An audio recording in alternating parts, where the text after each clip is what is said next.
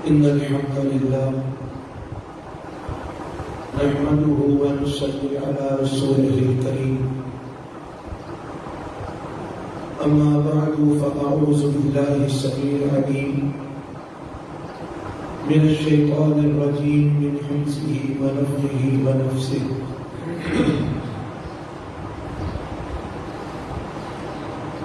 بسم الله الرحمن الرحيم ألهاكم التكاثر حتى زرتم المقابر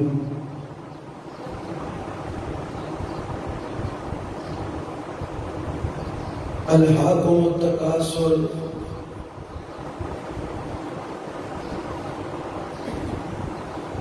کسی بھی چیز کی زیادتی کی چاہت نے تم کو غافل کر دیا حتی زرتم المقابر یہاں تک کہ تم قبرستان جا پہنچے کلا ہرگز نہیں سوف تعلمون ان قریب تم جان لو گے ثم پھر کلا ہرگز نہیں سوف تعلمون ان قریب تم جان جاؤ گے کلا ہرگز نہیں لو تعلمون علم الیقین اگر تم جان لو یقینی جاننا لترون الجحیم تو البتہ تم دیکھو گے جہنم کو ثم لترونها عین الیقین پھر البتہ تم ضرور دیکھو گے اس کو یقین کی آنکھ سے دیکھنا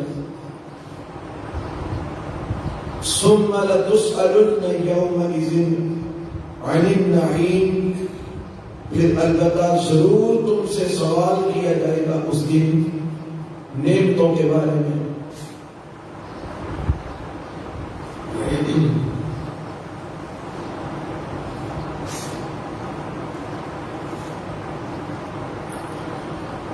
ہم نے شروع رمضان سے آخری پارے کی یہ چھوٹی چھوٹی صورتیں ان کا ترجمہ اور مختصر سا مفہوم فجر کے درس میں پڑھنا شروع کیا تھا تو ہم سورۃ العصر تک پہنچے تھے پھر بیچ میں کچھ دوسرے دروس آنے کی وجہ سے یہ سلسلہ منقطع ہو گیا آج ہم سورہ التکاثر کا ترجمہ اور اس کا مختصر سا مفہوم انشاءاللہ پڑھیں گے یہ سورہ التکاثر مکی سورت ہے اور اس کی 8 آیتیں ہیں اس سورت میں اللہ وحدہ لا شریک نے انسان کو اس بات کی طرف توجہ دلائی ہے کہ کسی بھی چیز کی زیادتی کی چاہت کثرت کی چاہت نے تمہیں غافل کر دیا ہے وہ چاہے چاہت مال کی کثرت کی ہو وہ چاہے خواہش اولاد کی کثرت کی ہو وہ چاہے خواہش جاؤ جلال مقام اور مرتبے کی زیادتی کی ہو جس چیز کی بھی چاہت انسان کو اللہ اور اس کے رسول سے اور اللہ کے احکامات سے بے خبر اور غافل کر دے یہ یہاں سے وہی چاہت مراد ہے اگر مال کی چاہت اولاد کی چاہت میرا مال زیادہ ہو میری اولاد زیادہ ہو میرا مقام مرتبہ زیادہ ہو میری عزت و تکریم زیادہ ہو اگر اس چیز کی کثرت کی چاہت نے تمہیں اللہ سے دور کر دیا اللہ کے رسول سے دور کر دیا اللہ کے احکامات سے دور کر دیا تو یاد رکھنا یہ چاہت تمہارے لیے فائدہ مند نہیں بلکہ نقصان دہ ہے اللہ تعالیٰ نے قرآن مجید کے ایک دوسرے مقام پر اسی بات کو اس انداز سے بیان کیا ہے، یا ایھا الذین آمنوا لا تلھکم اموالکم ولا اولادکم عن ذکر اللہ ومن یفعل ذلک فاولئک هم الخاسرون۔ فرمایا اے ایمان والو، دیکھنا کہیں مال اور اولاد تم کو اللہ کے ذکر سے غافل نہ کر دے۔ لا تلھکم اموالکم ولا اولادکم عن ذکر اللہ، کہیں مال کے پیچھے اور اولاد کے پیچھے لگ کے اللہ کے ذکر سے بے خبر اور غافل نہ ہو جانا۔ وَمَن يَفْعَلْ ذَلِكَ فَأُولَٰئِكَ هُمُ الْخَاسِرُونَ، جس نے یہ کام کیا کہ وہ مال اور اولاد کے پیچھے لگ کے اللہ کے ذکر سے بے خبر اور غافل ہو گیا تو یہ لوگ خسارہ پانے والے ہیں، آخرت کا نقصان اٹھانے والے ہیں، آخرت کا گھاٹا پانے والے ہیں۔ تو یہ اللہ تعالیٰ نے گویا یہ الفاظ کہہ کر ہمیں تنبیہ کی ہے، ہمیں خبردار کیا ہے۔ الہاکم التکاثر، کسی بھی چیز کی نسبت کر کے کسی بھی چیز کی، یعنی صرف مال کی کثرت کی چاہت نہیں، اولاد کی کثرت کی چاہت نہیں، ہر اس چیز کی چاہت جو انسان کو اللہ کے ذکر سے، رب کی یاد سے، اللہ کے رسول اور اللہ کے احکامات سے غافل کر دے، کہ اس کے پیچھے لگ کے انسان کو اللہ بھول جائے، رسول اللہ بھول جائے، قرآن کی تعلیمات بھول جائے، اللہ کا حکم اور احکامات بھول جائے، تو فرمایا یہ جو چاہت ہے یہ تمہیں جو ہے نا وہ تباہ کر دے گی، یہ برباد کر دے گی، تمہیں ہلاک کر دے گی تمہیں۔ اللہ اکبر کبیر۔ اب دیکھ لیجیے اس کی تازہ تازہ مثال، یہ آج کل ہمارے معاشرے میں مختلف قسم کے کاروبار چل رہے ہیں۔ ایک کاروبار ابھی ختم نہیں ہوتا، دوسرا اس کی جگہ پہ آ جاتا ہے، وہ بھی ختم نہیں ہوتا، تیسرا اس کی جگہ پہ آ جاتا ہے، اور ہر ایک کاروبار جو آج کل خصوصاً جو ہے نا وہ یہ آن لائن جو کاروبار چل رہے ہیں، 100 میں سے تقریباً 99.99% یہ حرام کاروبار ہے، ناجائز کاروبار ہے، کہیں نہ کہیں ان میں سود ہوتا ہے، کہیں نہ کہیں ان میں جوا ہوتا ہے، کہیں نہ کہیں ان میں دھوکہ ہوتا ہے، کہیں نہ کہیں ان میں جہالت ہوتی ہے، کہیں نہ کہیں ان میں بے حیائی اور فحاشی ہوتی ہے۔ لیکن اس وقت ہمارا نام نہاد کلمہ گو مسلمان اس بات کو ایک سائڈ پہ رکھ کے یہ حلال ہے، یہ حرام ہے، یہ جائز ہے، یہ ناجائز ہے، کوئی پرواہ نہیں، بس ایک ہی خیال، ڈالر آنا چاہیے، یورو آنے چاہیے، پیسہ آنا چاہیے، مہینے کا مجھے کوئی 4-5 لاکھ بچنا چاہیے، مہینے کی میری اچھی ارننگ ہونی چاہیے، ڈیلی کی بیس پہ، بس اس کے علاوہ کسی کو کوئی تصور ہے کہ یہ حلال ہے، یہ حرام ہے، یہ جائز ہے، یہ ناجائز ہے۔ مال کی کثرت کی چاہت نے انسان کو یہاں پہ لا کے کھڑا کر دیا ہے کہ وہ سریعام جس کو حرام سمجھتا ہے اسے بھی کماتا ہے، صرف اس لیے وہ ڈالر آ رہے ہیں۔ خیر سے اللہ تعالیٰ نے اسی بات کی طرف اشارہ کیا، الہاکم التکاثر، تمہیں مال کی کثرت کی چاہت، اولاد کی کثرت کی چاہت، جاہ و جلال کی کثرت کی چاہت، مختلف عہدوں کی کثرت کی چاہت، عزت و مقام دنیاوی اس کی کثرت و چاہت نے تمہیں غافل کر دیا ہے۔ تمہیں خیال ہی نہیں کہ یہ جو میں طریقہ اپنا کے کثرت حاصل کر رہا ہوں کسی بھی چیز کی، یہ طریقہ بھی حلال ہے کہ نہیں، یہ طریقہ جائز بھی ہے کہ نہیں، یہ طریقہ درست بھی ہے کہ نہیں، اس بات کا کوئی فکر نہیں، بس یہی فکر ہے آنا چاہیے، مال آنا چاہیے، مال آنا چاہیے۔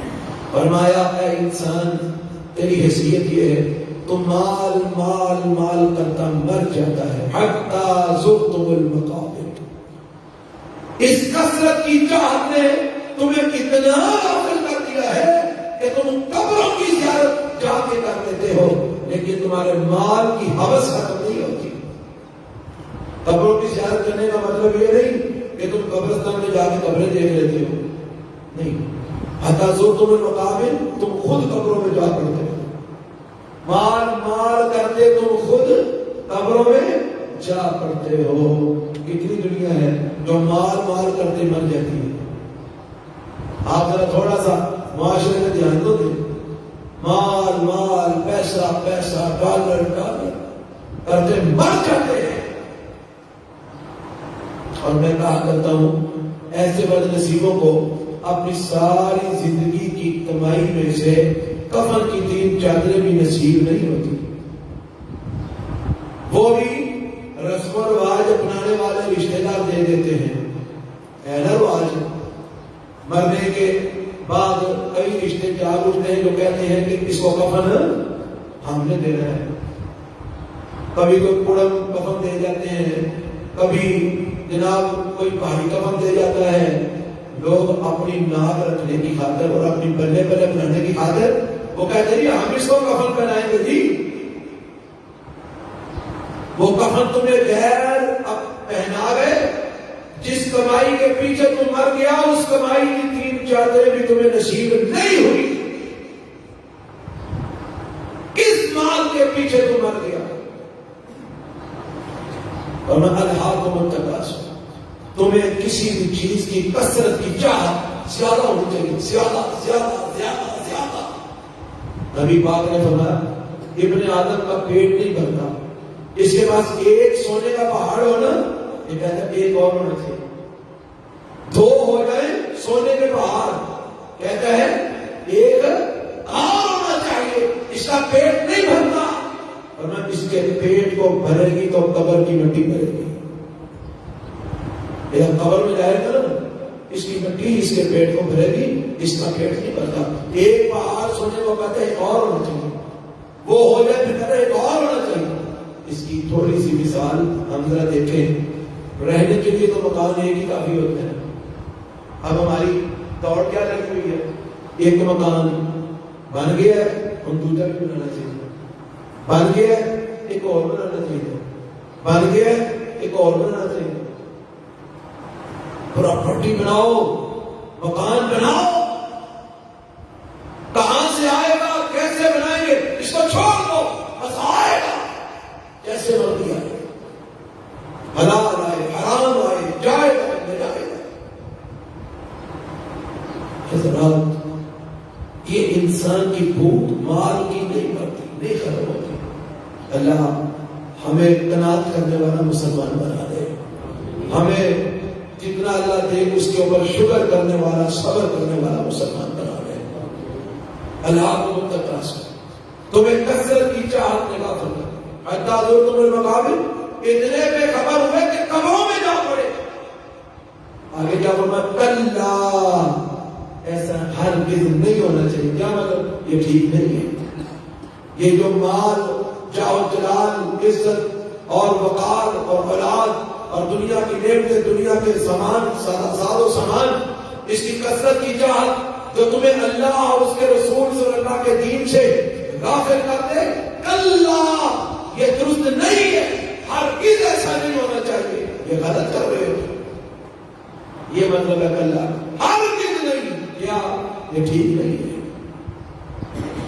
آگے میں 100 بتا رہا ہوں، ان قریب تمہیں پتا چل جائے گا، ان قریب تم جان لو گے.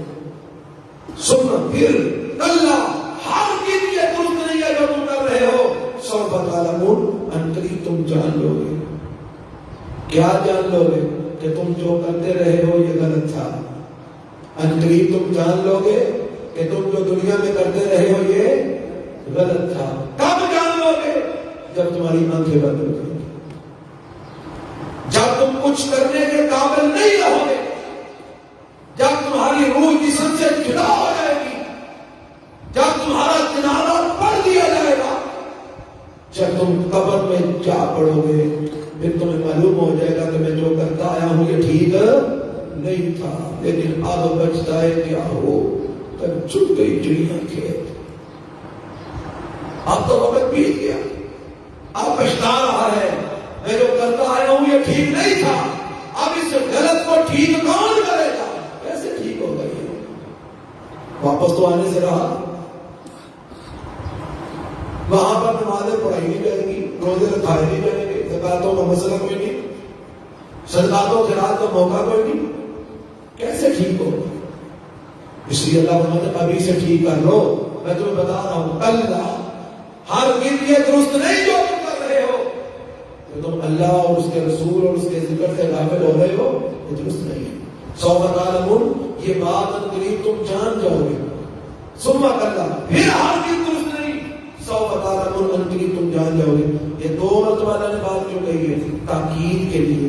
تاکید ہمیشہ اللہ تعالیٰ اس بات کی لاتے ہیں جو بڑی اہم بات ہوتی ہے، بڑی خاص بات ہوتی ہے، جس پہ انسان کو یقین جلدی نہیں آتا، اس لیے اللہ بار بار تاکید لاتے ہیں۔ اور لوگوں، یہ جو تم مال مال مال مال کر رہے ہو یہ درست نہیں ہے، ان قریب تمہیں پتہ چل جائے گا، پھر جان لو یہ درست نہیں ہے، ان قریب تم جان جاؤ گے۔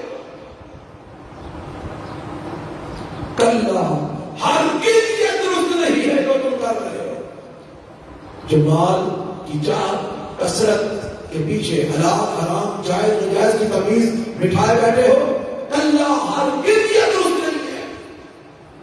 اور اس بات کا تمہیں پتہ کب چلے گا؟ لو تعلمون علم الیقین، کاش کہ تمہیں یقینی علم ہو جائے، کاش کہ تم اس بات کو یقینی طور پر جان لو۔ کیا مطلب؟ یعنی اگر تمہیں اس بات کا یقینی طور پر علم ہو جائے، اس طرح جس طرح تمہیں دنیا کے مال و متاع کا یقین ہے، جس طرح تمہیں دنیا کی جو چیزیں اپنی آنکھوں سے دیکھتے ہو، جس طرح تمہیں ان چیزوں کا یقین ہے، کاش کہ تمہیں مرنے کے بعد والے حالات کا بھی اس طرح یقین ہو جائے۔ اگر تمہیں مرنے کے بعد والے حالات کا بھی اس طرح یقین ہو جائے جس طرح تمہیں سامنے دکھائی دینے والی چیزوں کا یقین ہوتا ہے، تو پھر تم کبھی بھی مال کے پیچھے لگ کے اللہ سے غافل نہ ہو۔ تمہیں یقینی علم نہیں ہے، یہی وجہ ہے زبانی کلام میں ہمارا ایمان ہے کہ مرنے کے بعد اللہ کے سامنے پیش ہونا ہے، لیکن اکثر طور پہ ہمارے کلمہ کو مسلمانوں کی زبان سے یہ بات سننے کو ملتی ہے، جب ان کو کہا جاتا ہے یار مرنا ہے، قبر میں جانا ہے، اللہ کے سامنے پیش ہونا ہے، پتہ نہیں جواب ملتا ہے اور یہ بے خامی پہ کی جائے گی جنہوں قبر جہاں کو اوپر میں رہنا ہے، یہ تو قیامت آئی وہ میں رہنا ہے، کنے قیامت میں کی، کنے قبر میں کی، کنے آخرت میں کی۔ اکثر لوگ یہ بات کہتے ہیں، پتہ نہیں وہ شعور میں کرتے ہیں یا لا شعور میں کرتے ہیں، کر کرتے ہیں، یہ کلمہ پڑھنے والے کر جاتے ہیں یہ بات۔ اس کا مطلب کیا ہے کہ مال کی کثرت اور دنیا کی چاہت کی کثرت نے ان کو اتنا اندھا کر دیا ہے کہ ان کا آخرت پر بھی ایمان صرف زبانی کلامی رہ گیا ہے۔ اور اللہ تعالیٰ کیا فرماتے ہیں؟ کلا، یہ جو تم کر رہے ہو یہ ہرگز درست نہیں۔ لو تعلمون علم الیقین، کاش کے یہ جو مرنے کے بعد جو کچھ ہونا ہے اس کا یقین تم کو اس طرح ہو جائے جس طرح تم دنیا میں سامنے دکھائی دینے والی چیزوں کا یقین رکھتے ہو۔ اگر ایسا ہو جائے جس طرح تمہیں دنیا میں نظر آنے والی چیزوں کا یقین ہے، اگر تم آخرت کی باتوں کا بھی اس طرح علم الیقین کر لو، یقینی علم تم جان لو، تمہیں ہو جائے، تو نتیجہ کیا نکلے گا؟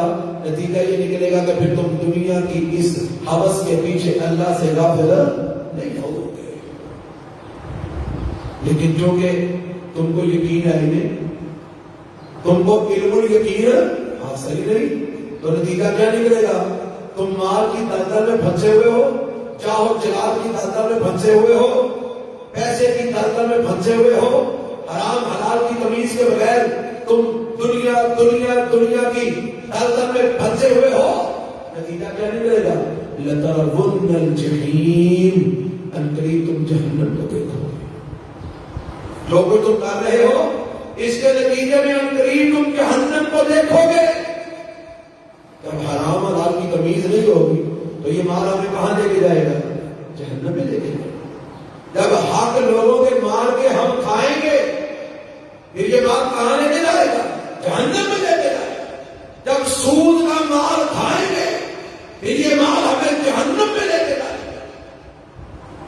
فرمایا قریب تم جہنم کو دیکھو ثم لترونها عین الیقین، پھر البتہ تم ضرور اس کو یقین کی آنکھ سے دیکھو گے. کیا مطلب؟ علماء نے لکھا ہے لترون الجحیم سے مراد دور سے دیکھو گے، ثم لترونها عین الیقین، پھر قریب سے بھی جا کر دیکھو گے. رب تمہیں دور سے بھی جہنم دکھائے گا، اور اگر تمہارے اعمال جہنم میں جانے والے ہوئے پھر تمہیں اس میں ڈال کے بھی جہنم دکھائے گا. یہ نتیجہ ہوگا، یہ انجام ہوگا. ثم لترونها عین الیقین، پھر اگر تم جہنم کو دیکھو گے یقین کی آنکھ سے اپنے سامنے. ثم لتسألن یومئذ عن النعیم، پھر البتہ تم سے پوچھا جائے گا نعمتوں کے بارے میں. نعمتوں کے بارے میں سوال ہوگا. یہ جو نعمتیں ہم نے تمہیں عطا کی ہیں ان کا جواب دو. کون سی نعمتیں؟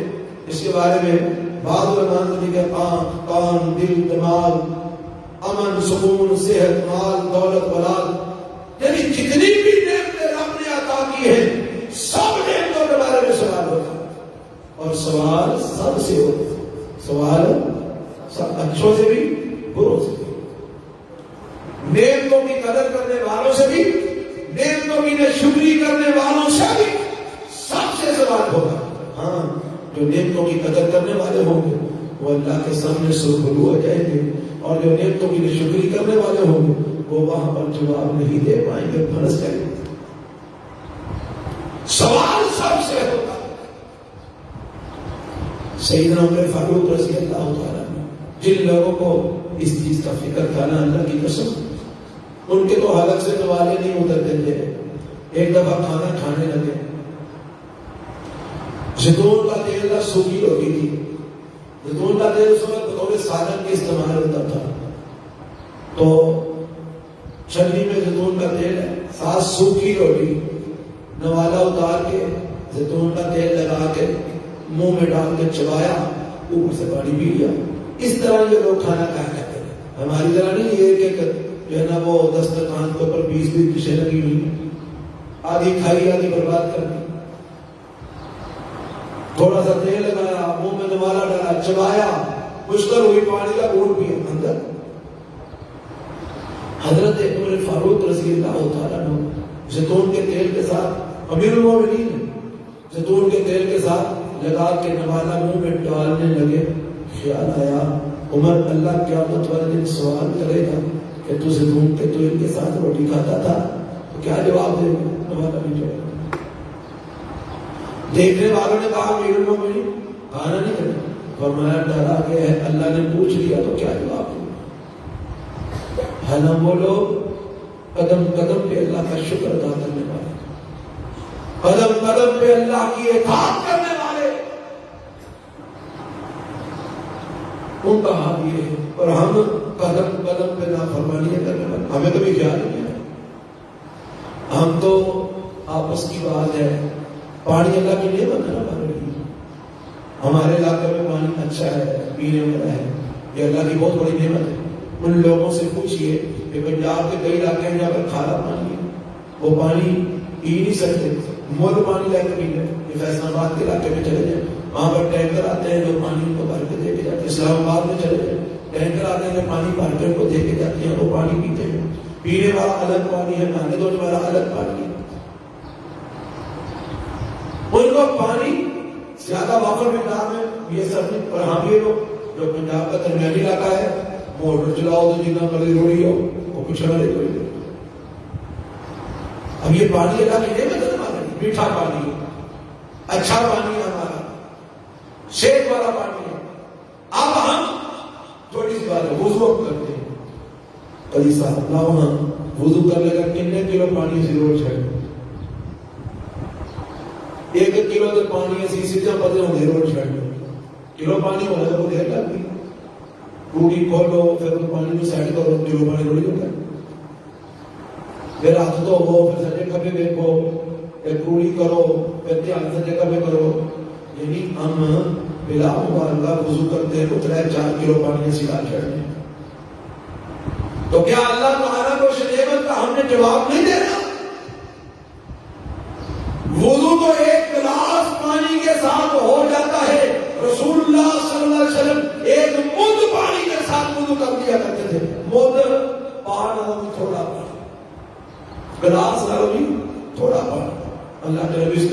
وضو کر لیا کرتے تھے. اس کا مطلب ہے زیادہ سے زیادہ 1 گلاس پانی لگا لو، چلو 1.5 گلاس لگا لو، اس کے ساتھ وضو ہو سکتا ہے. باقی اوپر جتنا بھی ہم گرا رہے ہیں یہ اللہ کی نعمت کو ضائع کر رہے ہیں، اس کا جواب کون دے گا؟ ہم نے تو پوچھ لینا ہے ثم لتسألن یومئذ عن النعیم. بھائیو اسی کو اللہ عادت کیا جتنی بھی نعمتیں اللہ نے ہمیں دی ہیں، روٹی، سالن، کھانا پینا، ساری نعمتیں، کپڑے، لباس وغیرہ وغیرہ، اب جتنی کو ضرورت ہے اس سے زائد جو ہم ضائع کرتے ہیں اس کا جواب کون دے گا؟ روٹی اگر ہم ضائع کرتے ہیں، سالن اگر ہم ضائع کرتے ہیں، مختلف قسم کی چیزیں اگر ہم ضائع کرتے ہیں، ہمارے پاس یاد ہے ہم ضائع کر دیتے ہیں، اس کا جواب رب کو دینا ہے. یہ نعمت اس نے ہمیں عطا کی، کیا جواب دیں اس کو؟ ثم لتسألن یومئذ عن النعیم. لیکن البتہ تم سے نعمتوں کے بارے میں پوچھو، سوال ہوگا. اللہ ہم کو اپنی نعمتوں کی قدر کرنے کی توفیق عطا فرمائے، اور اللہ ہمیں اس مال اور کی دنیا کی کثرت کی چاہت سے اللہ ہمیں محفوظ فرمائے. اللہ ہمیں ایسی چاہت نہ دے تو ہمیں اللہ سے غافل کر دے، رسول اللہ سے غافل کر دے، دین سے غافل کر دے، قرآن سے غافل کر دے. اگر غافل ہو گئے تو یہ تباہی ہی تباہی ہے، بربادی ہی بربادی ہے. اور میں اللہ کو منتقاس تمہیں کثرت کی چاہت نے غافل کر دیا. حتی زرتم المقابر، یہاں تک کہ تم نے قبروں کی زیارت کر دی، تم قبروں میں جا پڑے. اللہ ہرگز یہ درست نہیں. سوف تعلمون، ان قریب تمہیں علم ہو جائے گا کہ یہ درست نہیں تھا. ثم کلا، پھر ہرگز یہ درست نہیں. سوف تعلمون، ان قریب تم جان لو گے کہ یہ درست نہیں تھا. اللہ ہرگز یہ درست نہیں. لو تعلمون علم الیقین، کاش کہ تم دنیا میں رہتے ہوئے اس بات پر ایسے ہی یقین کر لو جس طرح دنیا میں سامنے نظر آنے والی چیزوں پر یقین کرتے ہو. کاش لو تعلمون، تم جان جاؤ علم الیقین، یقینی علم. لترون الجحیم، تو پھر تم غافل نہ ہو. اور اگر نہیں جانو گے تو نتیجہ کیا نکلے گا؟ لترون الجحیم، تم جہنم کو دیکھو گے. ثم لترونها عین الیقین، پھر البتہ تم اس کو یقین کی آنکھ سے دیکھو گے، قریب جا کر دیکھو گے. ثم لتسألن یومئذ عن النعیم، پھر البتہ تم سے پوچھا جائے گا نعمتوں کے بارے میں اس دن، قیامت والے دن. تو سوچ لینا کیا جواب دینا ہے. اللہ مجھے اور آپ کو اپنی آخرت کی فکر کرنے کی توفیق عطا فرمائے. سبحانک اللہم و بحمدک، اشہد ان لا الہ الا انت، استغفرک.